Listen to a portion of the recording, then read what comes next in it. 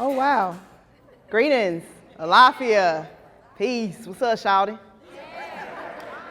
So, my name is Tajhiek Anwar Baoll, but I go by Taj Anwar. And I want to talk to y'all a couple of things about city life, right? So, making sustainability dope, what does that mean? That means making sustainability cool, making it a part of your everyday ritual, your everyday life. And living in Atlanta it has changed from when I was a child to now. I'm 41 years old. I'm from here, born in 1978. And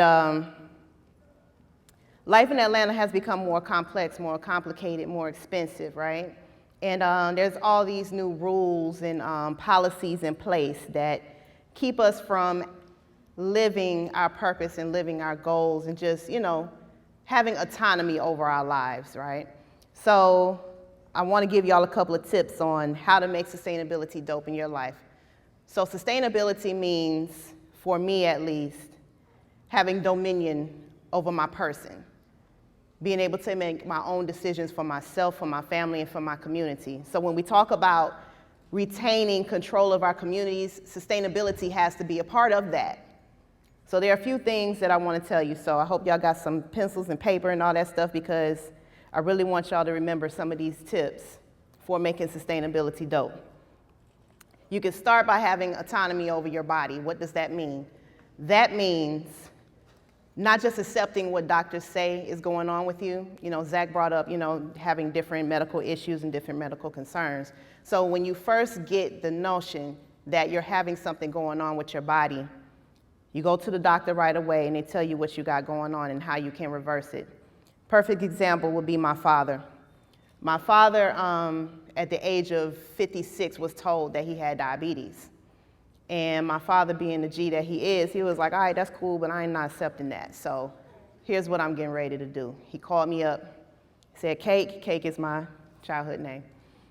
He said, Cake, they said I got diabetes, what I gotta do? So we sat down and we looked at some different ways for him to eat.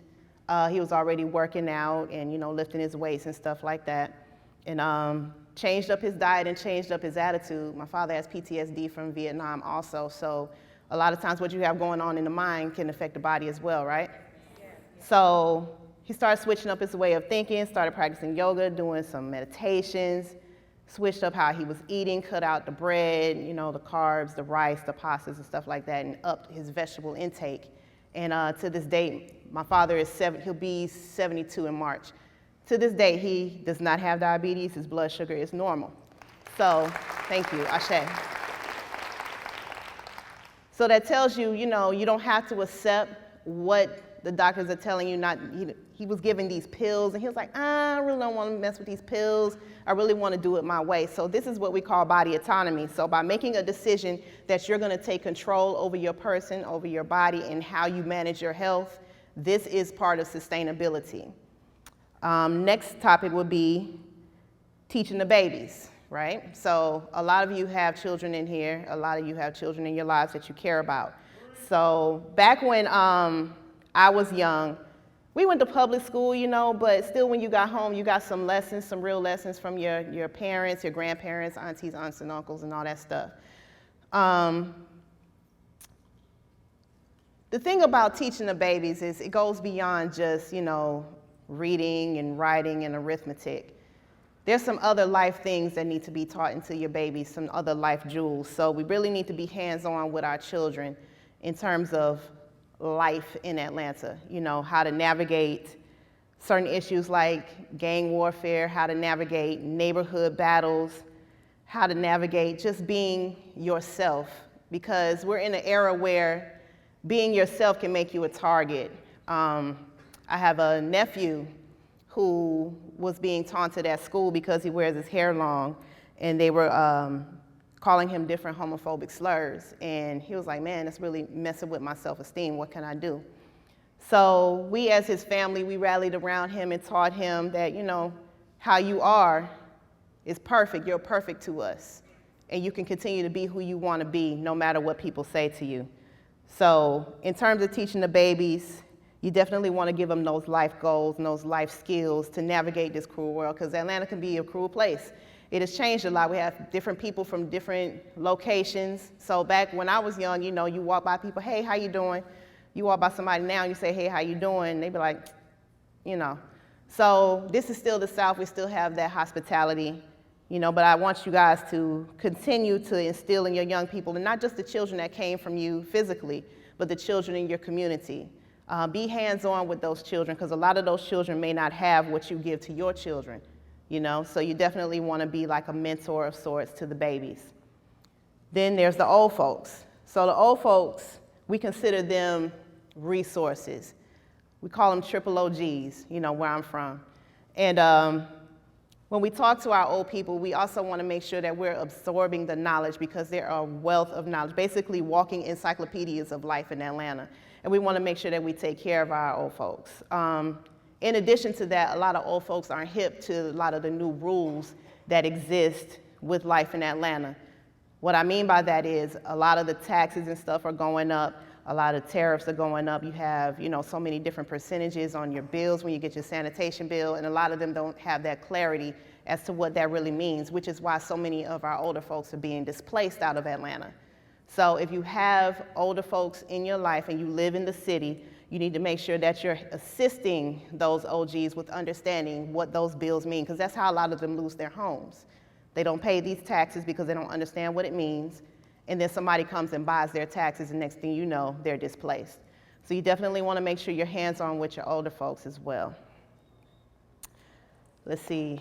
Also, you know, back when I was younger, we would also assist our old folks with cutting their grass, you know, carrying their groceries in the house, et cetera, and they in turn would give us some lessons. So please always make sure that you keep your hands on the babies and the old folks. It's very, very essential. So also with sustainability, it means that you can have your birth the way you want it, right? So he told y'all I was a midwife. So with that being said, having your baby your way is very important. We're having a lot of people, a lot of women of color, black and brown, that are dying for doing something very simple such as giving birth. So a lot of people are getting the awareness like, okay, I don't want to go in this hospital and die. So let me learn on how to do it myself, which is how we have such a natural birth movement that's going on in Atlanta. You want to make sure that you have your birth your way and do it the way you want to do it, to where you feel comfortable and where you usher in your baby in a, you know, just a well-rounded, well-loved environment. That's very important. So segueing on into body autonomy, the babies, the old folks, we get down to what making sustainability dope really means. So what that means is, who grows their own food? Anybody in here grow their own food? One hand? Okay, all right. Oh, there's somebody right there too. Okay. So growing your own food is very essential, because you don't know where your food is coming from. It says organic on the packaging. It says, you know, made a certain type of way, raised a certain type of way. But until you can have a conversation with those who are growing your food, you don't know that. You have to take that for face value. And with growing your own food, it connects you back to our roots. Back in the day when I was younger, my grandparents and my great aunties and great uncles, they grew their food out of necessity to save money. Because back in the day, you know, jobs weren't paying as much as they pay now. And they grew their own food. They had a baker across the street, black-owned bakery. They'd go get their bread from over there. Had a butcher, they'd go get their meats from over there, their chicken and their beef and what have you, and their milk. So that is sustainability, with having your whole life in your own hands. We don't want to give so much control over to unknown entities, because they're able to come into our communities and change the microcosm.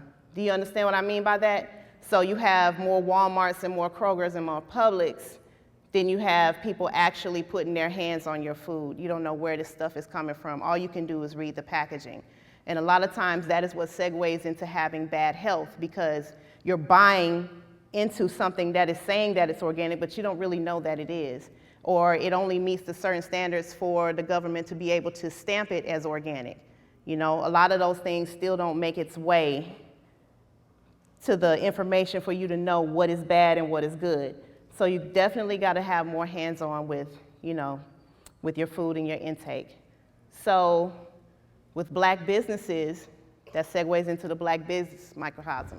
So we have so many mom and pop shops in our communities that are just barely making it. We got to make sure that we're supporting those, because we complain about Kroger, we complain about Walmart and things of that nature, but we also don't support those businesses. So we got to make sure that, beyond buying shea butter and oils and incense, we got to make sure that, we have some people in the community who know how to make shoes, know how to make pants, know how to actually sew shirts and things of that nature that we can support. So that is really important. The economic system and the Black dollar is what is going to keep our communities thriving. Anytime that we give that up, we give license to others to come into our community and change how we live. So also with Black businesses, we need to make sure that we're retaining control of our communities, buying back our hoods. Back in the 80s, a lot of people would say, oh, I made it, so they moved out to Fayette County, Clayton, got a lot of people in Hampton and stuff like that, but then they say, okay, gentrification is happening. So how gentrification happens is we give up our homes for the dollar. I live in Old Fourth Ward. I've lived in Old Fourth Ward since I was an adult, so I've been over there for about 20 years. And the house that I have, I bought it at $83,000. This is when nobody wanted to live off of Boulevard. People were still busting guns and stuff like that. It was still a heavily dope-infested neighborhood. Nobody wanted to live over there, you know what I'm saying? So I was over there dodging bullets, yes. But, it was my community. It was my hood. I made it my home. I actually live off of Ralph McGill, which turns into Joseph Boone when you go west. And that's where I'm from. So I actually live off of the same street that I grew up off of, just on different sides. And I bought my house at $83,000 back in 2009. At last offer, my house was offered to be bought for $895,000. Yes, give it up for that, but I said no.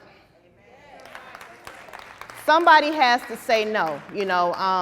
If we continue to put a price tag on our communities, we're not going to have any communities. And I know what's happening on the east side is what is happening on the west side. So it started on my side, Kirkwood, East Lake Meadows, all of those areas in Old Fourth Ward. The gentrification push really, really started over there.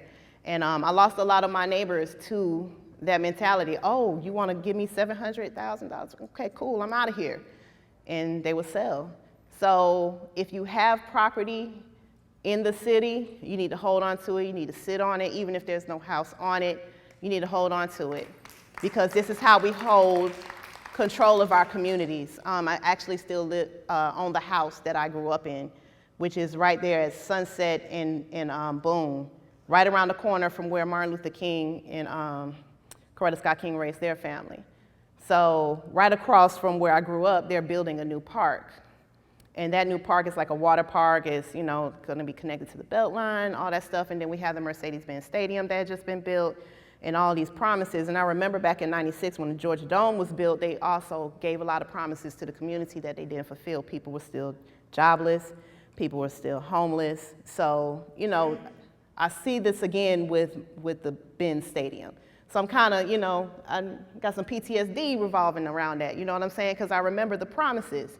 So anytime that you relinquish control of your community to an outsider, we don't really have the room to complain, you know what I'm saying? So if we don't own a stake in our communities, we don't have a say. So if you're able to retain your property and keep where you live or keep where you grew up or keep Big Mama house, keep Big Mama house. Because this is how we remain in control of our communities. So, segueing into Banking Black. Has anybody heard of Citizens Trust Bank? Good. The good thing about Citizens Trust Bank is that they put back into the community. So we want to make sure that we're putting our money in banks that put their hands on our community. What do I mean by that? I've never seen Wells Fargo at Booker T. Washington High School. but I have seen Citizens Trust Bank. I have seen them come out and talk to the youth about saving money and CDs and bonds and all of that good stuff. I've never seen Bank of America come out. I've never seen SunTrust come out, and that's no shade to them, but I'm just saying, we have a community bank with people in it who look like people who live in the community. This is important, and nobody brings that up or talks about that when we're talking about other nationalities. It only becomes an issue when we're talking about black folks. So we want to make sure that we are establishing a strong footprint within our own communities. So remaining in control of your food, remaining in control of your health, remaining in control of how you bring babies into this world, remaining in control of how your children are educated. Even if they're in public schools, you can still have a hands-on approach with them. And remaining with our hands on with our old folks. This is how we make sustainability dope. This is how we make it cool, because what is doper than having autonomy over your own life? Nobody is telling you how to get things done. Nobody is saying, here, eat this food. Nobody is saying, oh, you got to take this medication. This is you taking control over your own life, containing autonomy over your own life, your finances, your home. What happens to your community? This is how we do it. We remain in control of the land. We remain in control of what happens in our communities. We stay active in the changes and things like that. Like, does anybody remember when they were making a conversation about what to name that park? Are y'all familiar with that? The park that's on Boone? Okay, so I was like, Katherine Johnston was shot by the police unjustly I want to say that was 2006. In 2006, do y'all remember that? Okay, so my thing was, she was from that community. Why don't we name that park after her? But nobody asked me. Nobody asked my neighbors. Nobody asked anybody who actually lives in that community. So that became an issue, that became a conversation. And how that became a conversation is because people remained autonomous over their community. You want to make sure that you do that no matter what you live at, especially in Atlanta though, because it's a big gentrification push. And this is how we remain in control of our communities, by making sustainability dope. Thank y'all.